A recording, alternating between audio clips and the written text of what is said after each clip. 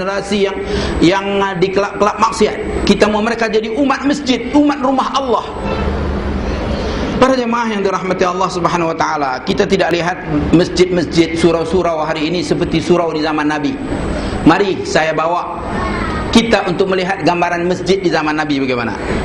Sedikit gambaran masa lalu. Ada orang berkata tak usah ingat masa lalu.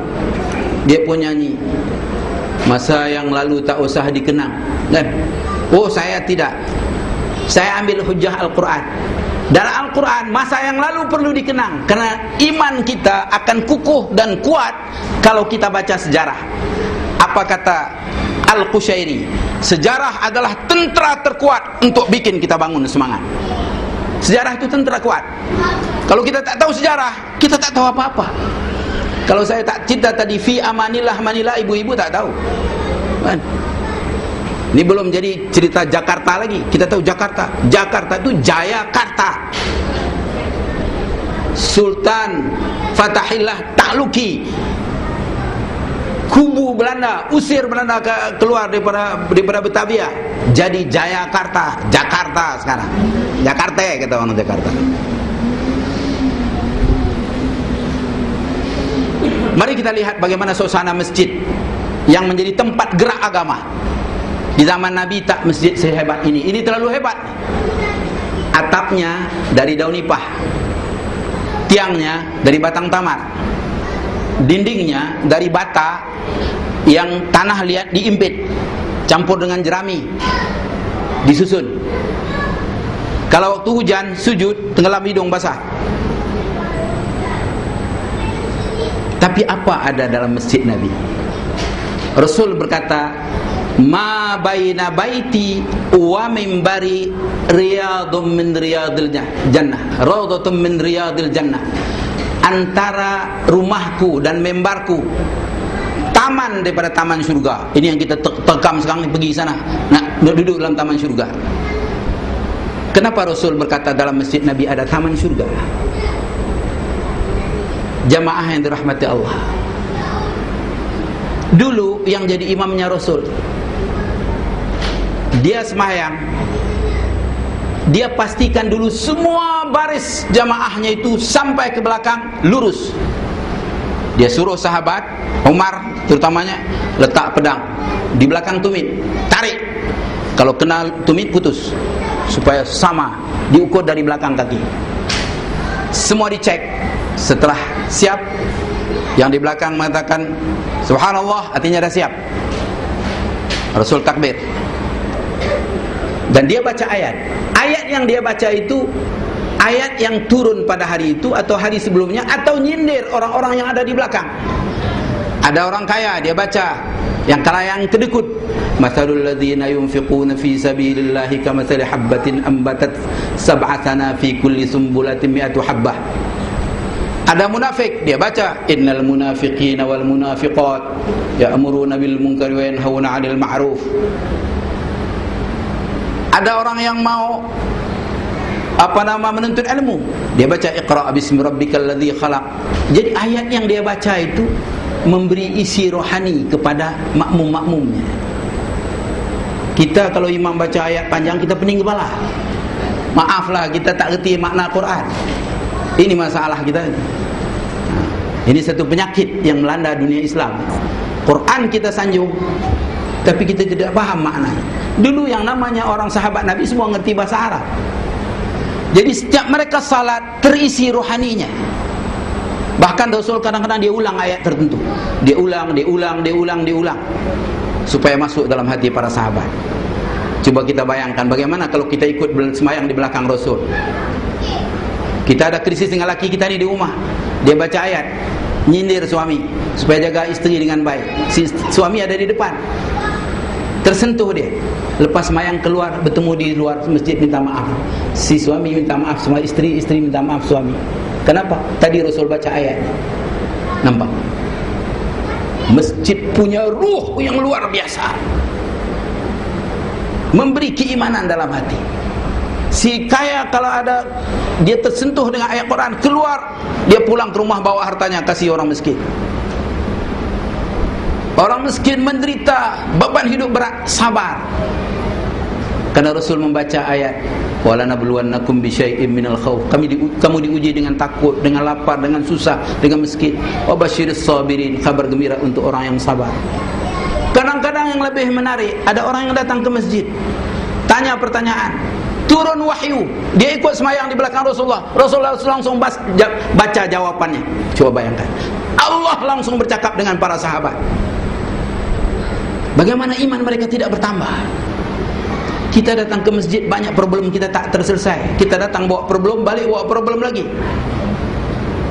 Dulu orang datang ke masjid dengan masalah, pulang lapang dada, karena Rasul menyelesaikan problem. Jadi masjid jadi taman syurga, taman penyelesaian masalah. Semua orang akan datang ke sana. Yang kedua, di masjid ada makanan. Sekarang masjid banyak tak ada makanan. Itu di masjid digantung tuh tamar, digantung macam-macam buah-buah. Kenapa? Siapa saja yang mau makan silakan. Kemudian di masjid tempat baca Quran, turun wahyu, mereka baca, mereka ajar, mereka sampaikan. Dan diajar bagaimana praktik wahyu itu. Jadi bukan hanya baca ayat untuk hanya dihafal, tapi untuk praktik wahyu itu.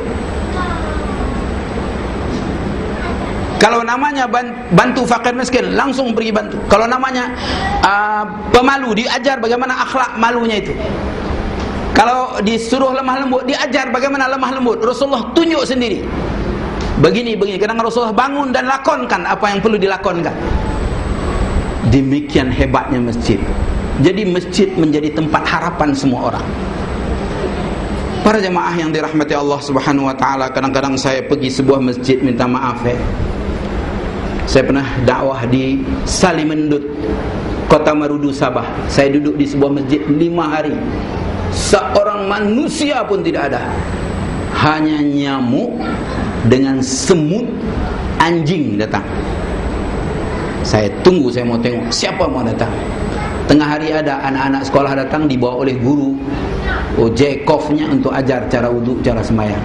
Lain tidak ada. Pernah saya lalu di sebatang jalan raya di daerah yang sama. Singgah surau pertama, kunci pintu. Singgah surau kedua, air tak ada. Singgah surau ketiga, tai kambing penuh. Singgah surau keempat, siapa pun tak ada. Maghrib dah makin tua.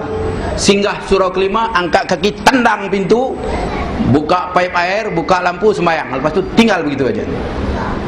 Apa lagi? Masjid sudah dikunci. Tai cicak, tai macam-macam ada di dalam masjid. Jadi ini rumah siapa? Rumah kelawar apa rumah Allah? Saya tulis surat kepada Pak Lah. Inilah rakyatmu, sahabatku. Inilah rakyatmu. Kalau rakyat sudah tidak mau salat lagi, apa akan jadi? Kalau tsunami datang lagi, apa akan jadi pada kita? Minta maaf para jamaah, saya biasa di masjid di Aceh. Saya tahu masjid di Aceh hebat, tapi kharabum minan nas, sunyi daripada manusia. Saya pernah dakwah keliling dunia, tapi saya dakwah di Aceh, saya pernah tinggal di sebuah hotel. Itu musiknya tak boleh kita tidur sepanjang malam. Saya pergi ke Uzbek, pergi ke Rusia, ke Amerika pun tak sampai begitu. Di Aceh lebih dahsyat. Padan kalau Allah Subhanahu wa taala hantam dengan tsunami. Allah akan lebih marah kalau orang ngaku hadza biladul muslimin. Ini Aceh Darussalam. Darussalam itu nama syurga.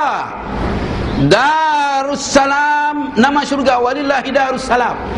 Tapi kalau di syurga minum, di syurga zina, di syurga maksiat, tsunami datang.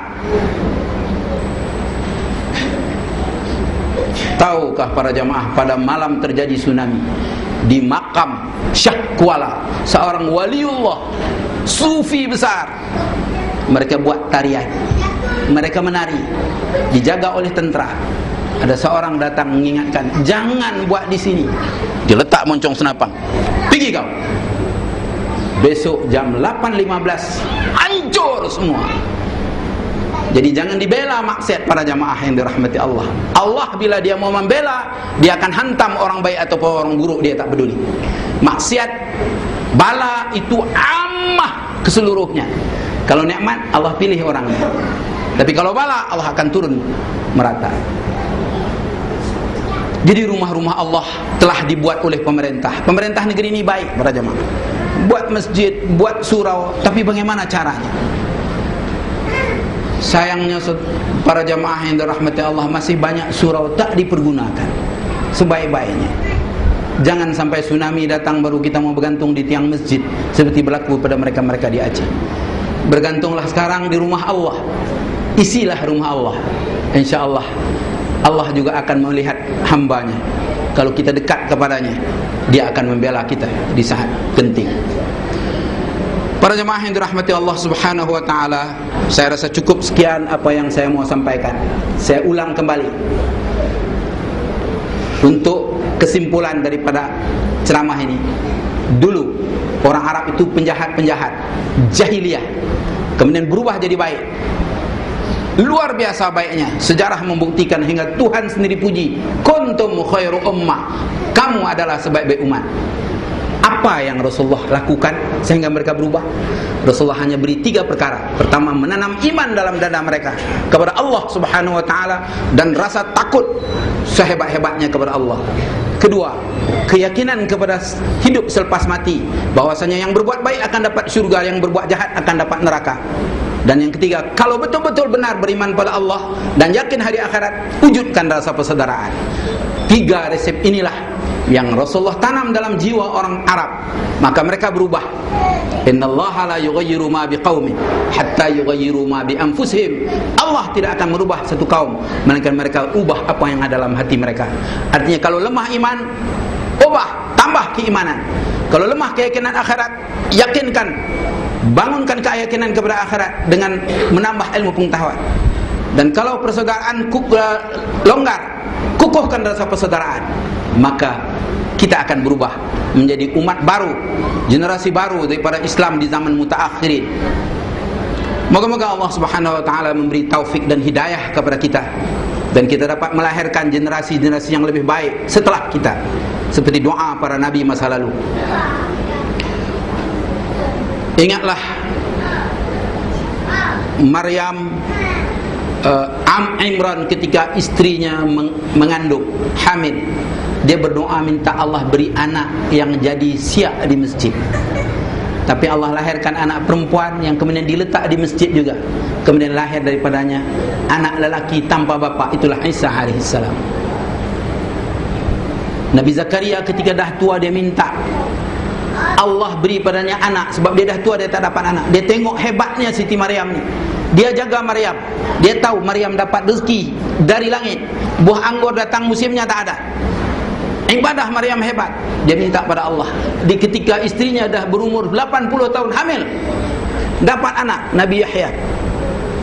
Dan anak ini dari kecil taat kepada Allah Subhanahu wa taala, sehingga iri hati orang Yahudi, akhirnya mereka membunuhnya. Zuriat-zuriat yang baik ini juga diharap oleh Nabi Muhammad. Nabi Muhammad mengharap Islam akan dibela oleh keluarganya, dan kita juga harap menjadi ansor, pembela kepada ajaran Nabi Muhammad SAW. Para jamaah, kita bukan keluarga Nabi, tapi kita adalah ansor, pembantu kepada Nabi Muhammad, yaitu membantu agama ini. Walaupun Nabi Muhammad telah pergi masa lalu, tapi kita masih boleh membantu untuk mengembangkan agama ini. Jadilah ansor, walaupun kita tidak pernah duduk di Madinah, walaupun kita tidak pernah bersama dengan kaum Aus dan Khazraj, tapi belalah agama ini. Allah akan membela kita di hari ketika tak ada yang boleh bela kita lagi, yaitu di hari akhirat. Yauma la yanfa'u malun wala banun illa man atallaha biqalbin salim. Pada hari yang tidak ada guna harta dan anak-anak, melainkan orang yang datang kepadanya dengan iman yang selamat. Sekian, saya harap maaf. Yang benar semuanya dari Allah, yang salah daripada nafsu saya sendiri. Astaghfirullah li wa lakum wa lisairil muslimin wal muslimat. Fa ya fawzal mustaghfirin wa ya najatat taibin. Wassalamu alaikum warahmatullahi wabarakatuh.